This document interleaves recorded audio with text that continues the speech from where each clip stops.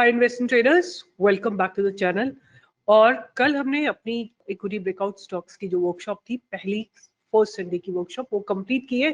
पंकज ने आप लोगों के लिए लाइव स्कैनर बनाया था। उस लाइव स्कैनर में पहला स्टॉक निकला था आइडिया फॉर्ज, जो हमने अपने रडार पे रखा हुआ है। इसको देखेंगे, जब भी ये 530 के ऊपर जाएगा तो आपको इसका मूव जरूर आता हुआ दिखाई देगा। And that's the way you will be able to check whether these scanners work or not, right. But बात करते हैं आज की मार्केट में क्या हुआ। तो मार्केट वाज अंडर स्ट्रेस हो गई। अगर आप देखेंगे ना, तो निफ्टी को एक एंड ऑफ द डे एक थोड़ा सा स्ट्रेस ऊपर की तरफ से लगा है। एक तो कल एक्सपायरी है, मैंने बोला ना आपको कि सारा सेंटिमेंट्स बिगाड़ दिए। लाइक निफ्टी की एक्सपायरी शिफ्ट करके ना, तो थोड़ा लोगों को टाइम लग रहा है adjust. Even I am finding it difficult to adjust, थोड़ा सा टाइम लग जाएगा। आई थिंक मुझे लगता है कि 1-2 महीने लग जाएंगे हम लोगों को इस बात को एडजस्ट करने में कि ट्यूसडे को एक्सपायरी होगी, फिर end of the month it will be on a Thursday. So anyway, Nifty try to open and then गिरी है। आप एक चीज आप लोग नोटिस करो एंड लर्न करो कि निफ्टी जब गई है तो यहाँ से यहाँ तक इसने कितना टाइम लगाया है। Almost like, if you notice the time, it was starting from morning 9:15 to about 2:30। मतलब पूरा दिन लगा दिया एक्सेप्ट द लास्ट 1 आवर। और जो लास्ट की 3 कैंडल्स है 15 मिनट की, मतलब लास्ट के 45 मिनट्स में एक जबरदस्त फॉल आया। जो पूरा दिन का गेम था वो टेक ओवर हो गया। इसका मतलब कि fall was aggressive, right. which side is the aggression? It's on the sellers are very aggressive, buyers were very cautious. आप इसको इस बात को समझोगे तो आपको समझ में आएगी बात कि जो बायर्स है ना, दे आर वेरी कॉशियस। धीरे धीरे धीरे धीरे धीरे ऊपर जा रहे हैं। और जब गिरे तो एकदम, like this is an institutional activity and this is a retail activity, right. जब भी धीरे धीरे धीरे धीरे ऊपर जाएगा कुछ भी, that's a retail activity, right. आज कौन कौन से सेक्टर चले? एक ही सेक्टर जो बहुत बढ़िया चला है वो है auto sector. Have a look at the stock. 15 minute में अगर देखते हैं तो हमने आपको आज की 708 709 के ऊपर आपको बाय दिया था यहाँ पे। And have a look at it, यहाँ पे बाय दिया था और इसने जाके सीधा हाई लगाया 723 का, right. It could have been a very very, it's a very very good trade. In fact सारे ट्रेड मैंने आपको M&M, मारुति, ये सारे ट्रेड्स दे रखे हैं। आप देखो, आप जाके देखो कि कितने बढ़िया ब्रेकआउट आए हैं आज की डेट में। और ये सारे मैंने आपको पब्लिक चैनल्स पे दे रखे हैं, ऐसा नहीं कि मैंने कहीं पे। और have a look at Mahindra and Mahindra unidirectional move, ये आपको फ्राइडे को दिया था। Have a look at Maruti unidirectional move, right. Simple straight unidirectional move you will see. And एक और ट्रेड मैंने लाइव मार्केट में दिया था। आप लोग please give a thumbs up, right, नहीं तो आप भी भूल जाओगे और फिर सोचोगे और उन्होंने तो लिख दिया तो मुझे क्या लिखने की जरूरत है। मैंने आपको दिया था IOL CP, IOL chemicals and pharmaceuticals. मैंने बोला था कि इस जगह के ऊपर आपको खरीद, राइट। अगर आपको लगता है काम अच्छा है, सिंसियर है, जेन्युइन है, तो आपको अप्रिशिएट करना चाहिए। बिकॉज एवरीबडी लुक्स फॉर कि वैलिडेशन, कि हाँ भाई जो काम हमने किया उससे लोगों को फायदा हो रहा है, ठीक है। तो अभी हम बात करते हैं कि निफ्टी में क्या हो रहा है। तो निफ्टी मुझे again it looks very delicate और आई वुड से वल्नरेबल। अभी क्या होगा कुछ भी नहीं कहा जा सकता है। ऊपर चलेगा, नीचे चलेगा, ये जो कंफ्यूजन जोन है, या ये जो जोन है, इसके ऊपर या नीचे इसको आना पड़ेगा, तभी कुछ कहा जा सकता है कि निफ्टी पॉजिटिव है या नेगेटिव है। ओनली थिंग, अगर आपको याद होगा तो मैंने कुछ दिनों पहले जब वीडियो बनाया था तो मैंने आपको बोला था कि Nifty auto stands on a very very strong space. और उसके बाद आप देखो क्या ब्रेकआउट आया है, राइट। इंडिया विक्स में भी, बिकॉज मार्केट सडनली गिरा, तो India VIX also increased a little bit. Mid cap, PSU bank, इन सब में थोड़ा सा बाइंग आई थी, real estate. But end of the day जब ये निफ्टी बैंक 50 गिरे, सब गिरे थे। अब क्या है कि जो मेटल है ना, वो एक बहुत क्रूशियल स्पेस पे खड़ा हुआ है। बट द थिंग इज कि आज ऊपर खुल के नीचे आ गया है and that's there is a selling pressure in metal Nifty. तो हमको थोड़ा केयरफुल रहना पड़ेगा। बट मैं अब बात करूंगी आपके साथ कि मेरे रडार पे कौन से स्टॉक्स है, right. These are just the stocks on the radar. आपको याद है मैंने अभी 2-3 दिन पहले आपको अदानी पावर दिया था। मैंने बोला था कि मैं ज्यादातर अदानी के स्टॉक्स नहीं देती हूँ because they R news driven. और मैंने बोला था कि ये मुझे अच्छा लग रहा है। आपके सामने स्टडी भी लगी हुई है and look at it today. अच्छा ब्रेकआउट दिया है। अब ब्रेकआउट कंसोलिडेशन के बाद हो सकता है ये थोड़ा और ऊपर जाए। अब मैं जो आपके साथ 4 स्टॉक्स डिस्कस करने जा रही हूँ ना, आपको उनको लिख के रखना है। I am just studying. आप क्या करते हो, कितना पैसा लगाते हो, आप आके यहाँ पे बिटर बिटर चीजें लिखते हो। बट मुझे नहीं पता है, जनरली नहीं पता है कि आप लोग कितना पैसा लगा रहे हो, कहाँ पे लगा रहे हो, किस जगह लगा रहे हो, कितनी क्वांटिटी ले रहे हो। मैं चाहती हूँ कि आप लोग वो सीखो, जानो और रिस्पॉन्सिबिलिटी लो। आपका पैसा है, आप फोन खरीदते हो तो 500 लोगों से पूछते हो ना कौन सा फोन अच्छा है, फीचर्स चेक करते हो, कंपेयर करते हो, शॉप्स चेक करते हो, ऑनलाइन डिस्काउंट देखते हो, तो यहाँ क्यों नहीं देखते हो आप लोग? यहाँ क्यों आंखें बंद करके पैसा लगा देते हो? एनीवे, शुरू करते हैं। आज का जो पहला स्टॉक मेरे रडार पे रहेगा वो रहेगा ईमेल। पहला स्टॉक रहेगा ईमेल, राइट? ईमेल इसलिए रहेगा, इसको हम स्टडी करते हैं and I am just studying, this not my recommendation, so please make your own estimation of what I'm doing, what I'm studying or what I'm saying. आपको अच्छा लगता है तो लीजिए, नहीं अच्छा लगता है तो please avoid it. No, this is how the structure looks like, right? Multiple bottom stock has formed. एक आपको देखो ये 115 जो है आपका एक बेस प्राइस रहेगा जहां पे आप एक्यूमुलेट कर सकते हो। अगर इसको ब्रेक कर देते हो तो कंपल्सरी एग्जिट करोगे, राइट? अब आप देखो इसमें एक बार यहाँ पे वॉल्यूम्स आए हैं ऑन 18 जून, फिर इसने अपनी बाउंड्री को मार्क किया, ऊपर की बाउंड्री मार्क कर दी, फिर इसमें नेक्स्ट वॉल्यूम्स आए 4 सितंबर को, again the same boundary touched. Now अगर अब ये ब्रेक करता है, राइट, 3 बार टेस्ट कर चुका है, 4 बार टेस्ट कर चुका है, 1 2 3 4 5, आई थिंक इसके बाद एक 2-3 ट्रिगर्स भी है। पहला ट्रिगर है कि फेस्टिव सीजन आने वाला, once it stays, a closing happens above 162, right? Closing is important. अगर टच करके वापस नीचे आ गया then that's not considered. You have to remember कि ऊपर क्लोजिंग होनी चाहिए, end of the day closing has to be above, right? So that's my first stock. आप जाके इसके फंडामेंटल स्टडी करिए, सब कुछ स्टडी करिए जो आपको करना है। दूसरा स्टॉक रहेगा मेरे रडार पे flare writing industries, right?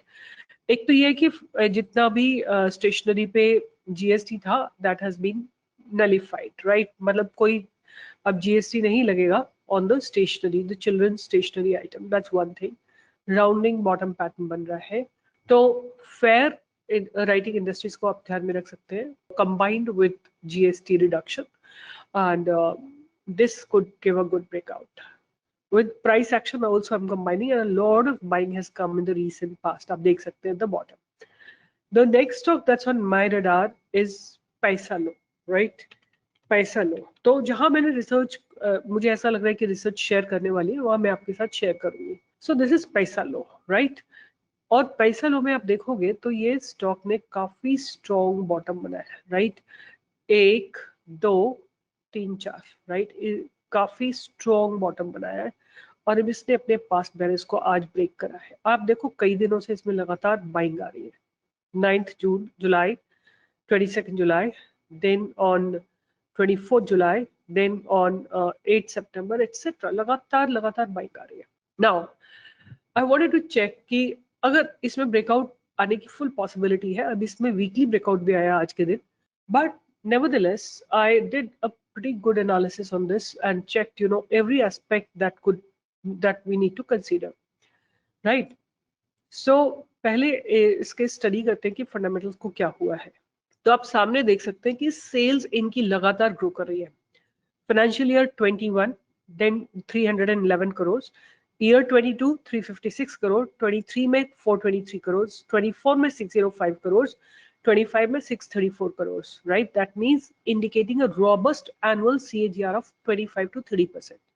Net profit की बात करें तो 60 से 79, 79 टू 91, 91 टू 177, 177 टू 197 करोड़ पे आ गया है in the same period, right? EPS की बात करें अगर हम, तो the year 25 stood at 2.2, up from 1.05 in 23, right? That shows very solid growth. और रेवेन्यू की बात करें तो 17.2% year on year and 12.4 quarter on quarter से ऊपर है। नेट प्रॉफिट की बात करें तो 13.7% ईयर ऑन ईयर से अप है, और EBITDA मार्जिन्स की बात करें तो 160 करोड़ है, which is growing at 5.9 Q-on-Q। सो अगर आप देखते हैं नेट मार्जिन्स की बात करें तो 27% calculated from the total net profit on revenue, though standalone annual data aligns close to 26 to 27%।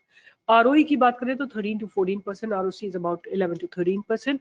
Cash flow and liquidity तो बोलें कि डेट टू इक्विटी रेशियो थोड़ा सा ज्यादा है, और आप देखेंगे जब भी NBFCs की बात होती है तो वहां थोड़ा ज्यादा होता ही है, राइट? वैल्यूएशंस की बात करें तो सिग्निफिकेंटली लोअर है, 15 to 16 times, significantly lower than peer where the average is 28 times, indicating valuation support.